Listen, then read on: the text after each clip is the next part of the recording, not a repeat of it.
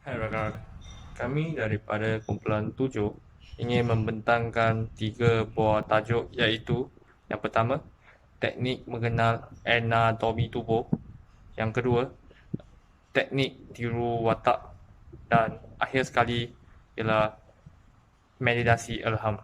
So bagi yang pertama iaitu teknik mengenal anatomi tubuh. Okey, jadi kita perlu tahu apakah itu anatomi tubuh. Okey, sebenarnya macam ni. Anatomi tubuh manusia ialah ilmu yang mempelajari sekutu tubuh manusia. So, anatomi tubuh manusia ini terdiri daripada sel, jaringan, organ dan sistem organ. Sistem organ merupakan bahagian yang menyusun tubuh manusia. Contohnya sistem rangka, sistem otot dan sistem pengedaran darah dan lain-lain. Yang kedua, iaitu teknik tiru watak.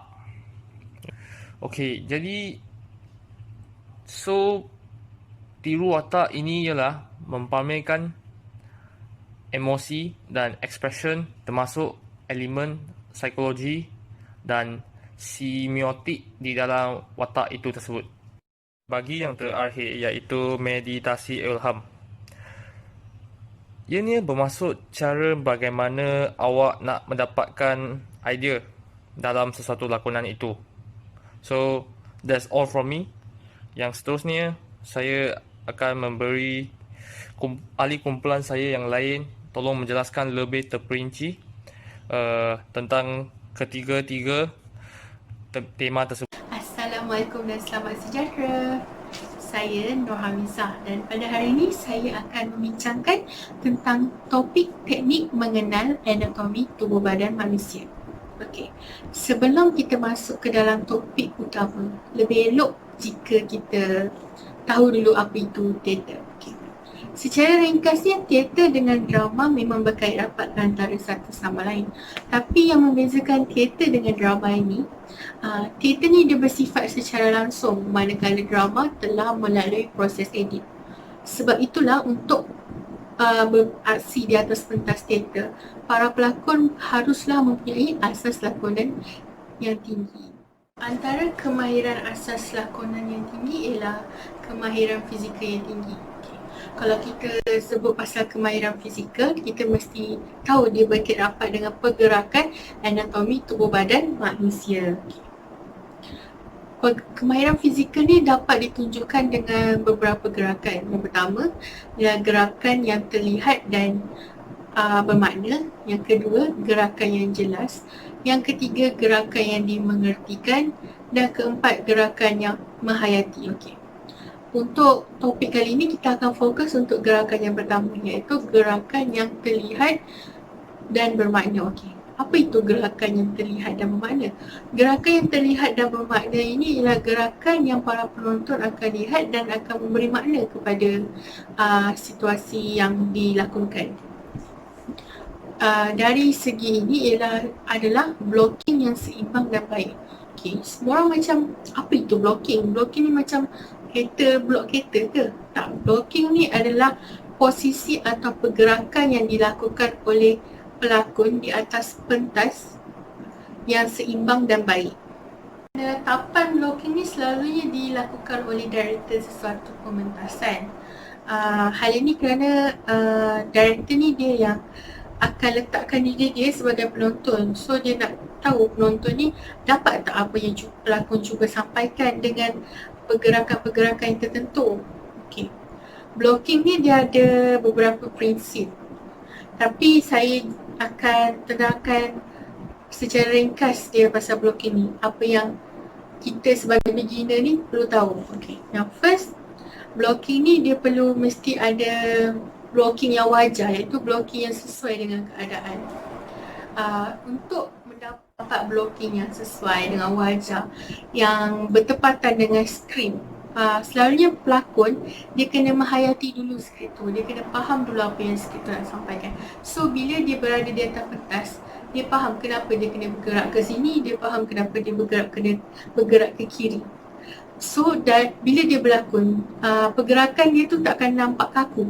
So penonton pun nanti akan lagi faham apa yang disampaikan oleh pelakon tu.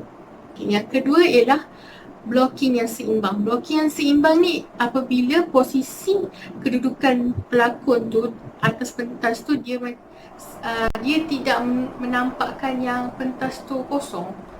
Pelakon tu seimbang di setiap sudut. Kalau set ni prop dia syarat pelakon akan ke tempat yang kosong supaya dia tak akan clash antara dua tu. Ini adalah sikit tips macam mana kita nak dapat blocking yang baik. First, kita kurangkan flat blocking. Flat blocking ni apabila dia adalah mendatar, gerakan dia tak ada sangat, dia macam static je. Bila ada scene berbual, kau duduk sini, dia duduk sini, kau berbual. Tak ada pergerakan sangat. So, benda ni akan menyebabkan penonton boring. So, dia akan macam kurangkan minat penonton. Lagi-lagi kalau dia macam awal-awal, kita nak tarik lagi minat penonton supaya dia tengok lagi teater tu. Tapi bila terlampau banyak flat blocking, dia buat penonton rasa boring. Okay. So, untuk elakkan flat blocking ni, kita akan bermain dengan sudut. Maybe time cakap tu kita akan sendongkan sikit badan, yang sebelah pun akan sendongkan sikit, tapi jangan sampai kita membelakangkan penonton sampai penonton tak nampak apa yang kita nak express kat muka kita. So itu dah macam dah salah.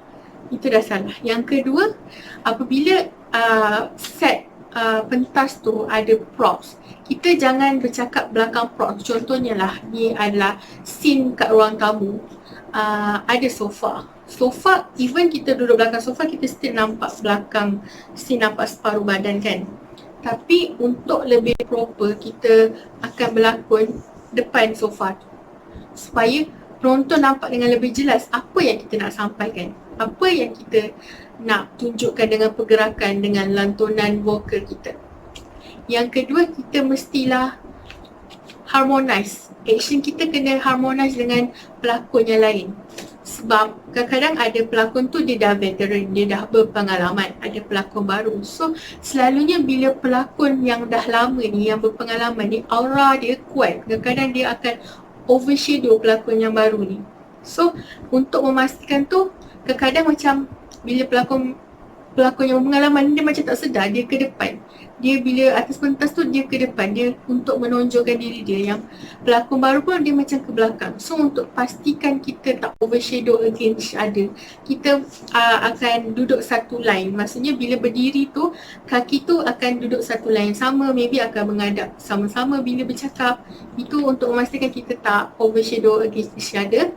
Yang kedua, kita akan stop untuk buat overblocking. Overblocking ni bila terlampau menggunakan useless action. Maksudnya part useless action tu dia akan overshadow yang action sebenar yang kau nak sampaikan untuk part tu. So penonton macam budak ni dia nak sampaikan apa? Kejap sini, kejap situ, aku tak faham pun apa yang dia nak sampaikan. Itu yang benda yang kita kena hindarkan. Boleh blocking tapi jangan sampai over blocking. Dia akan menyebabkan macam scene tu kelang kabut dan penonton sendiri tak tahu apa yang pelakon nak sampaikan. Hai, saya Nurul Azimah dan hari ini saya akan menerangkan tentang teknik meniru watak. Teknik meniru watak ni sebenarnya dia ada 3. Kaji dan kenal watak, masuk ke dalam watak dan lakonan semula jadi. Okay, kalau macam yang pertama ni, kebiasaannya sebagai seorang pelakon, bila dapat skrip, dia akan cuba examine pewatakan macam mana dalam cerita tu yang dia akan bawa. Contohnya pewatakan yang happening ke, yang serius memanjang ke. So dia akan adapt apabila dia dah dapat keluarkan apa jenis pewatakan yang dia nak bawa. So dia akan mula menjiwai watak. Bila kita menjiwai watak, automatically lakonan kita akan nampak semula jadi. Dia tak akan nampak kita terlalu kekok kat depan kamera bila pengarah cakap action. So bila kita dah jiwai watak tu, lakonan kita akan nampak natural, tak nampak macam kekok. Penonton pun macam bagus sekali ni. Even though kita ni hanyalah baru, kita ni contohnya macam pelakon barulah. Bila kita adapt 3 benda ni, kita amalkan 3 benda ni, InsyaAllah lakonan kita akan perfect. Okey, seterusnya kita ada 4 emosi ataupun perasaan utama, iaitu kita ada perasaan marah, sedih, takut dan gembira. Okey, 4 perasaan ni kebiasaannya yang sering pelakon bawa lah. Okey, macam mana kita nak bawa watak sedih? Okey, untuk watak sedih ada 3 tips. Yang pertama, memory recall. Okey, memory recall tu maksudnya kita cuba untuk ingat balik ataupun flashback kenangan ataupun perkara-perkara sedih yang pernah kita lalui. Yang kedua ialah imajinasi. Kita berimajinasi kita membawa watak itu sebelum kita betul-betul bawa dalam lakonan. Dan yang ketiga ni ialah perkara biasa yang setiap pelakon akan lakukan, iaitu menerapkan karakter daripada rumah. Sebab bila kita on set, kita akan terus, kita ambil mood tu lah daripada rumah, kita dah bawa mood tu. Contohnya hari tu kita akan bawa watak sedih. So daripada rumah, kita dah mindset, okay hari ni aku nak bawa watak sedih. So aku kena bawa daripada rumah mood tu, supaya bila kita nak persembahkan ataupun kita nak lakonkan, kita dah ready lah. Dan kita punya lakonan tak akan nampak macam dibuat-buat. Okay, yang seterusnya ialah perasaan takut. Okay, perasaan takut ni kadang kita banyak tunjukkan ekspresi muka kan. Okay, sebenarnya lakonan tu akan nampak gagal kalau kita beria tunjuk kat muka, ekspresi muka takut, macam takutnya macam tu, tapi dekat sini tak rasa. Dia yang penting sini rasa, sini jadi. So kalau sini rasa, automatik sini ekspresi muka, memek muka korang confirm jadi. Okay, dan untuk perasaan marah ni ada pelbagai tau. So korang kena pilih lah, korang kena kaji karakter korang tu marah yang jenis macam mana. Marah yang jenis marah untuk marah jadi samsing ke, marah untuk marah budak kecil ke. So kita kenakan lah, kita kena marah tu biar kena dengan karakter. Jangan kita marah tapi tak kena dengan karakter marah kita. Okay? Okay, tips menarik. Kalau kita sebagai pelakon nak ekspresikan perasaan kita dekat penonton, jangan tunduk. Jangan sesekali kalau nak sedih tu pandang bawah. Memanglah kita kadang-kadang kita nak perasaan tu wujud, so kita macam fokus kejap. No, jangan pandang bawah. Sebab hubungan kita sebagai pelakon dengan penonton melalui mata. Saya rasa itu saja perkongsian saya pada hari ini tentang teknik meniru watak.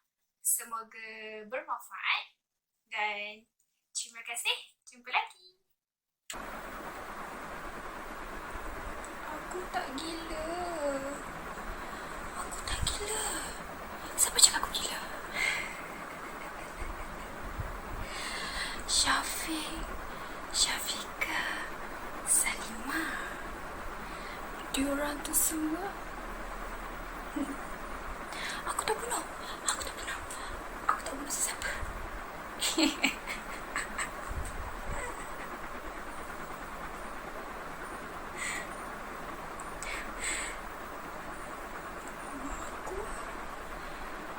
Aku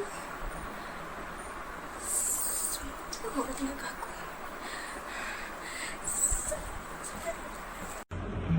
Hai dan Assalamualaikum. Nama saya Nur Fatih Elisa binti Alias akan menerangkan tentang anatomi tubuh badan meditasi ilham. Seperti yang telah diterangkan oleh ahli kumpulan sebelum ini, anatomi tubuh manusia adalah ilmu yang mempelajari mengenai struktur tubuh manusia.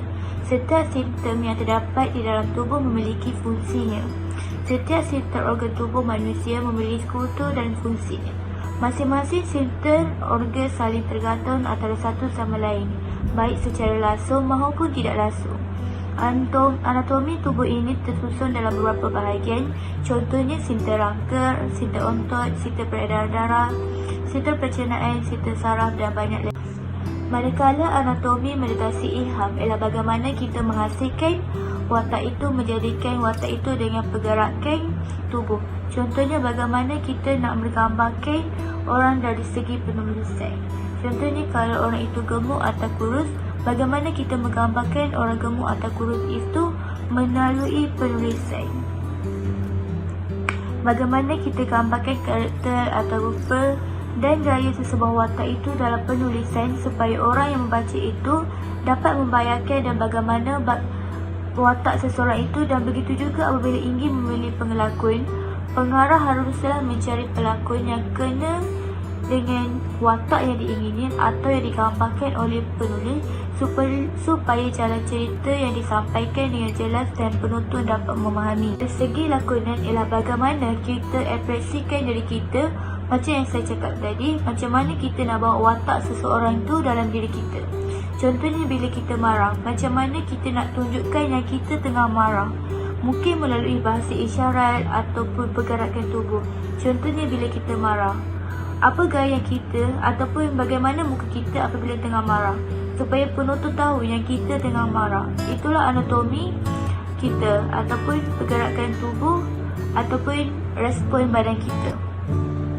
Bagi contoh lebih mudah, apabila kita suka kepada satu benda, contohnya bila kita jumpa crush kita, apa reaksi kita, apa tindakan kita, mesti kita akan rasa berdebar ataupun nervous.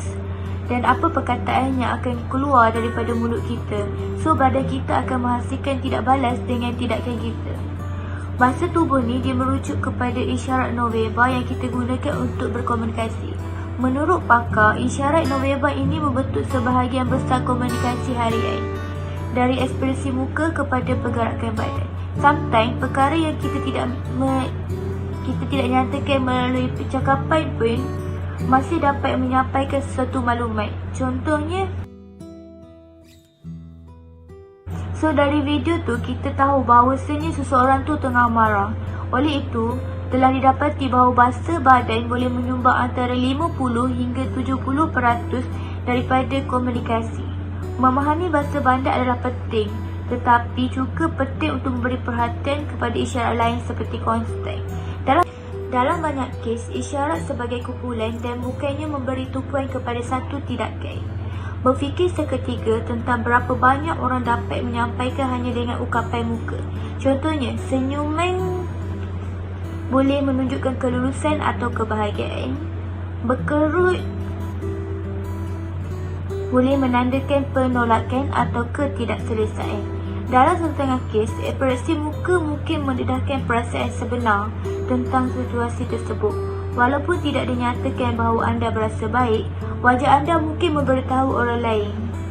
Hanya beberapa contoh emosi yang boleh dinyatakan melalui ekspresi wajah termasuk kebahagiaan, kesedihan, kemarahan, kejutan, ketakutan, kekeliruan, keseronokan dan keinginan. Ungkapan di wajah seseorang bahkan dapat membantu menentukan jika kita percaya atau percaya apa yang dikatakan oleh individu itu. Satu kajian mendapati bahawa ekspresi muka yang paling boleh dipercayai melibatkan peningkatan sedikit kenang dan sedikit senyuman. Ungkapan ini para penyelidik mencadarkan menyampaikan keramahan dan keyakinan. Ekspresi muka juga merupakan antara bentuk badan yang paling sejagat. Ungkapan yang digunakan untuk menyampaikan rasa takut, kemarahan, kesedihan dan kebahagiaan adalah sama di seluruh dunia. Baiklah, itu sahaja daripada saya. Terima kasih.